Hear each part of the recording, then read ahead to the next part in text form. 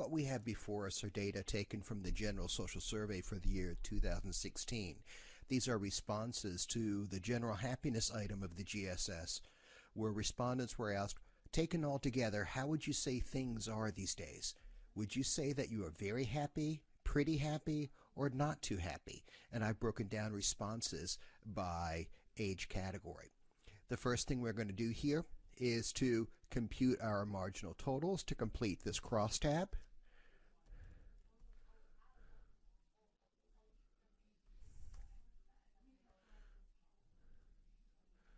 And I'll do the same thing here for the column totals.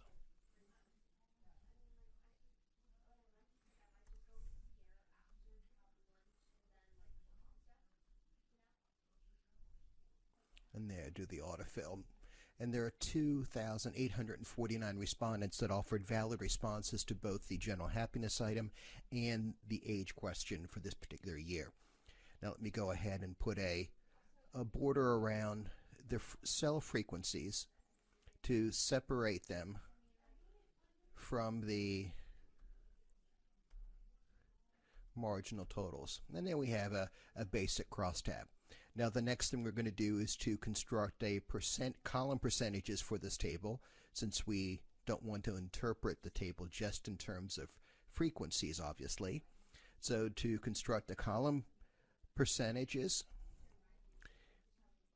I'll take the number of respondents that offered not too happy for that first age group, divide it by the total sample size for that age group of 18 to 39-year-olds, and multiply by 100. Since we'll be using the same row for the total responses of respondents rather in each age category, I'll just put a $sign there in front of the row 10. We don't want to put a $sign or fix the letter reference because I'm going to in a moment copy that across all categories. So let me go ahead and pull that down. And right there you see about 14.9% of those in the 18 to 39 age group said that they were not too happy, 59.3% pretty happy, and 25.8% very happy. Let me go ahead and pull this across to autofill. And I'll do the same thing. I'll compute then the totals for the column.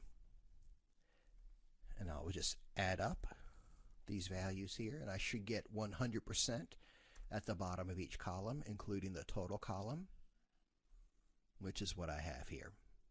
And let me go ahead also, and I'll put a thick border around the cells to separate them, or distinguish them rather from the marginal totals. And there we have our percentage data that we can use for interpretation. Now for constructing then the next aspect of the chi-squared test statistic, I'm going to have to ask the question of what would the distribution of responses look like if the table indicated that there was no relationship whatsoever between age and general happiness. That is, if the null hypothesis were true. And this is the expected frequency table. So again, this is the table that we construct if the null hypothesis is true, and the null will be that there is no relationship between our two variables. What we're going to do here is, as you see down here with the column totals, that 15.8% of all cases, of all respondents, regardless of age, indicated they were not too happy. 56.1% would be pretty happy, and 28.2% are very happy. What we're going to do is take all the responses for one age category and distribute them so that they mirror this 15.8%, 56.1%, and 28.2% for each category of age. Now, how we're going to do that is, to start off with, what we'll do is we'll take, equal, open parenthesis, we'll take the value that's in E7, which is 450, divide by that the value that's in E10, which is 2,849. And so we're taking the proportion of cases of the entire sample that fall into that first category for the general happiness item. And now I'll multiply that by the total number of cases we see in that 18 to 39 age range. Now we'll do something very similar to that, in that I'm going to take the number of cases that fall into that second category for the entire sample, divide it by the entire sample size, and what that will give me the proportion of cases that fell into the pretty happy category for the entire sample, which would be about 0.561. And I will multiply that by now the total sample size for that first age range. And then I'll do the same thing for the last category. Let's find the proportion of respondents that fall into the last category, that is offered very happy for the entire sample. And I'll divide that by the entire sample size, which will be 0.282 proportion. And I'll multiply that by then the total number of individuals who fall into the 18 to 39 age range. And so what I've done here now is I've distributed the 986 individuals who are in that youngest age range so that they match then the total marginal total percentages as we see in the lower left-hand table. Now, one thing I'm going to do to make this a little bit easier, instead of typing in the formula each time for each cell, which we could do, what I'm going to do instead is I'm going to fix that very first cell in that particular formula, just the column I'm fixing. Now I'm going to fix the cell, both the column and the row. And lastly, I'm just going to fix just the row. And as I copy this down, you'll notice then it'll generate the exact same values. And so if I click on any one of these cells, it performs the exact same operation that we had before, because we're always going to be working with the marginal totals for computing then the expected frequency table. Now that I've done that, all I need to do is simply copy that across and show you what it looks like now. It automatically takes then the correct, I didn't mean to do that, the correct cells that we wanted for computing then the expected frequency table. Now if I've done this properly and I compute then the marginal totals for this expected frequency table, what we should see is the exact same marginal totals that we saw for the observed frequency table. And this is exactly what we get. And again, I'll put a thick border around those cells to distinguish them then from the marginal totals. So now that we've created then the expected frequency table, what we need to do now is compare our observed frequency table by the expected frequency table cell by cell. How I'm going to do that is very simply equal, open parenthesis, and what I'll have will be cell B7, subtract from that what's in cell H7, and I'm going to raise that to the second power or square that difference and divide by the expected frequency that's in cell H7. Now if I've done that properly, all I need to do is just copy these formulas across. I'll just use the autofill function. And that's exactly what we get for all of these. So I'm comparing then the observed frequency table to the expected frequency table. And I'm asking, does the observed frequency table look very different or similar to what the pattern would be if the null hypothesis were true? and that is what's represented by the expected frequency table. Now I need to add up all of these cell comparisons to get the chi-square test statistic. So next to the chi-square symbol here, sum, and I'll just click and drag all of these differences. And we have a chi-square test statistic that adds up to 9.86, and that represents the extent to which our observed frequency table differs from the expected frequency. To find the degrees of freedom, it's number of rows minus 1 times number of columns minus 1. What I could do is very easily just take 3 minus 1 and then 3 minus 1 for rows minus 1 and columns minus 1. It's a square table or 3 by 3 table, and that would have 4 degrees of freedom. But I'm going to have a more general formula here using a count function, and what it's going to be now is count, and I'm going to first of all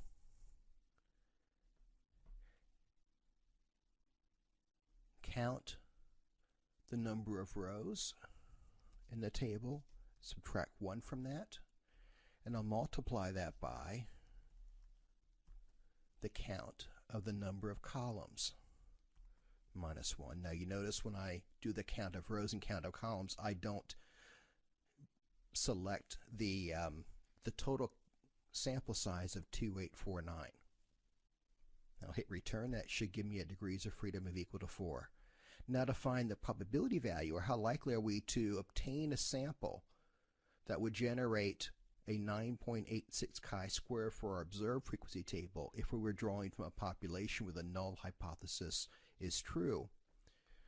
What I'm going to ask is what area under the chi-square distribution curve falls at or beyond a chi-square value of 9.86. And what I'll do here is use the chi-square distribution right, and it's the portion of the chi-square distribution that falls to the right of our test statistic. I identify the test statistic of 9.86, comma, and then I need to identify the degrees of freedom of 4. Close parenthesis and hit return. So we see this table we observe in the upper right-hand corner. The upper left-hand corner, the observed frequency table has a chi-square value of 9.86, 4 degrees of freedom for that table, and its probability value is 0.0428. So if we randomly drew a sample from the population described by the expected frequency table above, only 4.28% of the time we would draw randomly a sample whose observed frequency table would give us a chi-square value of 9.86 or higher. And if I'm using a 95% confidence level for my hypothesis testing, I would reject the null hypothesis and conclude then that our sample that we observe here likely did not come from a population described by the expected frequency table.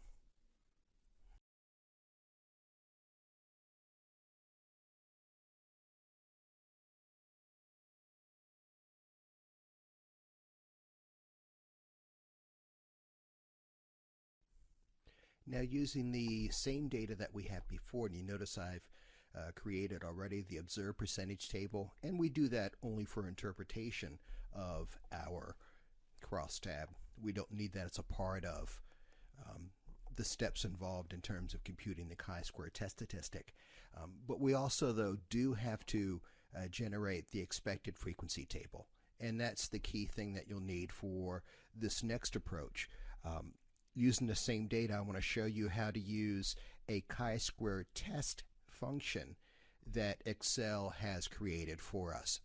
Now, what the chi-square test function does in Excel, it doesn't generate the value of chi-square statistic for a particular crosstab. Instead, it actually generates the probability value. So you can discern very quickly whether or not the observed table is statistically different from the expected table. But again, we'll follow the same process we did before in terms of creating the expected frequency table under the condition that the null hypothesis is true. Now, moving down to the cell next to the probability value, what we'll put in here will be equal chi-sq, comma, period rather, and this time we'll put in test. So chi-sq dot test, open parenthesis. Now what we do is we select the cells for the actual observed frequency. Now we don't select the totals, the marginal totals. We just select the actual cells that make up the heart of the table, comma, and now we also then select the cells, the comparable cells that make up the heart of the expected table, close parenthesis. Now when we hit return, that automatically generates for us the probability value for the test statistic that is implicitly computed by this Excel function. Now what it automatically does, it must generate then internally the chi-square test statistic as well as the degrees of freedom from the cell ranges that were selected, but it doesn't report that information. And frankly, if you're reporting the results of a chi-square test statistic, just don't report the probability value. We also want to report degrees of freedom, and also, of course, you need to report the chi-square test statistic value itself.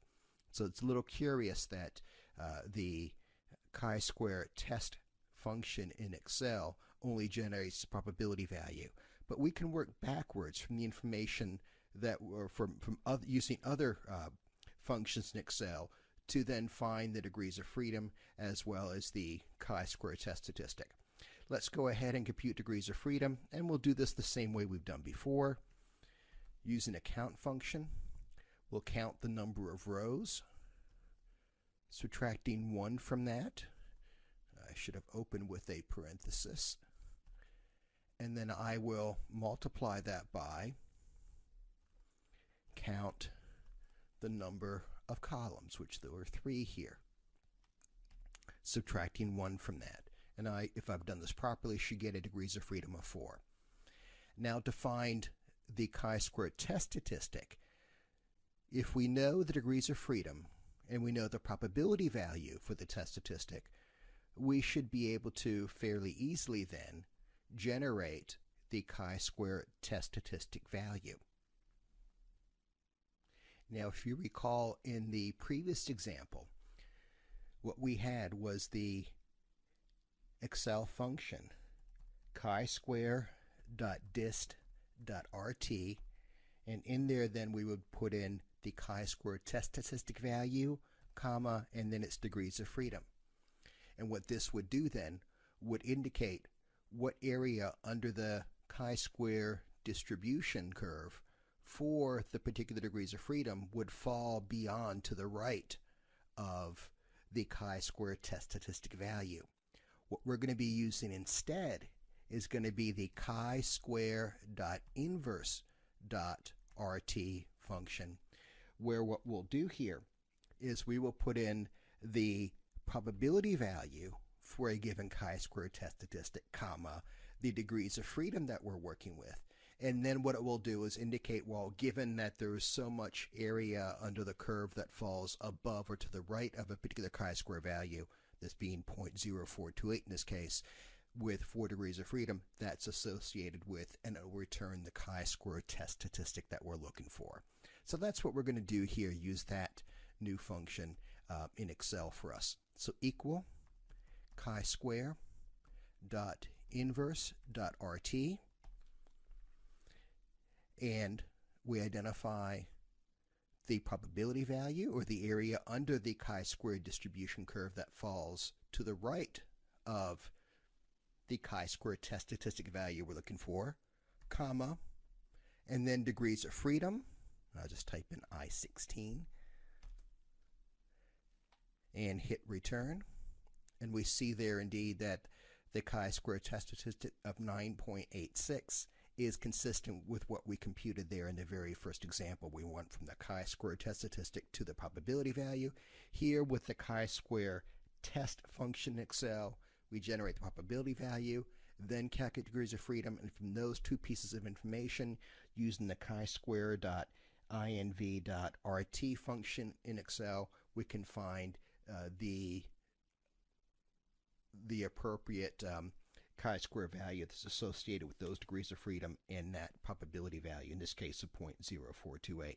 Now, one thing I should point out when using the chi-square.inverse.rt function like I just did there to find the chi-square value associated with 4 degrees of freedom and 0.0428 probability value, when we're dealing with very small probability values, such that there are 15 or 16 decimal places, if we have a 2 by 2 table, sometimes the chi-square.inverse.rt function cannot find or return the appropriate chi-square test statistic value, and in that case then returns a number error message for us. And what I mean by 15 or 16 decimals, if there are 15 or 16 zeros between the decimal to the right, and then you get a non-zero value, so 0.00000000 all the way up to, let's say, 3 or 4. If there are 14 or 15 zeros between that decimal and that first non-zero decimal value, with those very small probability values, sometimes the chi-square.inverse.rt function for 2 degrees of freedom can't return a test statistic value for us. Other than that little oddity, it seems to work in all other cases that I've played with it. So now you've got all you need in order to generate crosstabs, percentage data, generate then the expected frequencies, and compute and evaluate the chi-square test statistic associated with a given observed frequency crosstab.